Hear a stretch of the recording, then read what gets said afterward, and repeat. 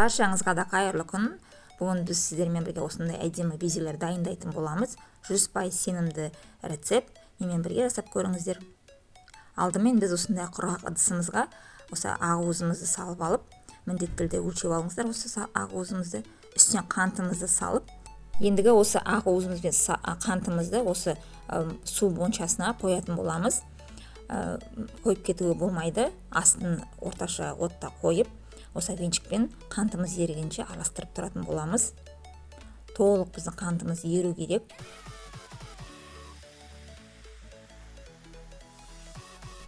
Біздің мына қантымыз толық ерігеннен кейін алып, ендігі біз миксерлейтін боламыз. Ең төмен жылдамдықтан бастап миксерлеп, жоғары жылдамдыққа дейін көтеріп, осылай жақсылап миксерлейтін боламыз. Мына біздің меренгіміз дайын болды. Өте өз-өзін ұстайтын жақсы меренгі шығу қажет. Енді осы меренгіміз үстіне біз қант ұнтағымызды міндетті түрде електен өткізіп, осылай електен өткізіп аламыз. Міндетті түрде өткізіп алу қажет. Бізде ішіне комочка болмау қажет. Ендігі жүгері крахмалын қосамыз. Жүгері крахмалында да жақсылап електен өткізіп аламыз. Барлығын жақсылап араластырамыз. Ұзақ араластыру қажет емес. Барлығына жақсылап біріксе болғаны. Енді осы меренгімізді екіге бөліп алдым мен. Мен мұнда екі түрлі түспен шығаратын боламын. Біреуіне көк түс, біреуіне қызыл түсті қостым. Сіз өзіңіздің қалауыңызша қандай түстер қажет, сондай түстер қоссаңыздар болады.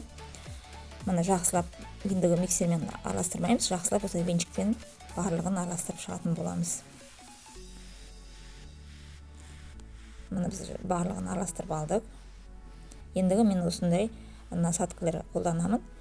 Осындай арнайы қалташаға насадкамызды салып, меренгімізді құйып алдық. Ендігі мен осындай таяқшаларды қолданып, пергаментный бумагамызға қойып шығатын боламыз.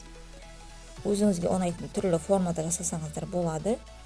Дөңгелек жасауға болады, әртүрлі өзіңіздің қалауыңызбен жасасаңыздар болады. Барлығында да осы екі түсті де осылай әртүрлі формада осылай құйып шығатын боламыз. Егерде сіз осы смек пеште пісіретін болсаңыз, 50 градуста 2 сағат жарымда пісіріп кептіріп алатын боламыз. Ал егерде асел пеште пісіретін болсаңыз, 100 градуста 2 сағат жарымда пісіретін боласыз. Сізге мына асел пеште де, смек пеште де қалай пісіретіннің рецепттерін, толық нұсқасын мына описаниеда қалдыратын боламын. Сол жерден көріп жасасаңыздар болады. Мына біздің безелеріміз дайын болды. Мына менде 2 сағат жарымда кептіріп алдым. Өте әдемі ұшады, өзінің формасын ұстайды. Астында секелері ағып кетпейді. Мына кішкентайларын сағат жарымда кептірсеңіздер де болады. Өте сенімді рецепт, міндетті түрде жасап көріңіздер. Сіздермен болған Рима. Баршаңызға да көп рахмет. Арнама тіркеліп, лайк басып, комментарий қалдыруды ұмытпаңыздар. Келесі видеода кездескенше.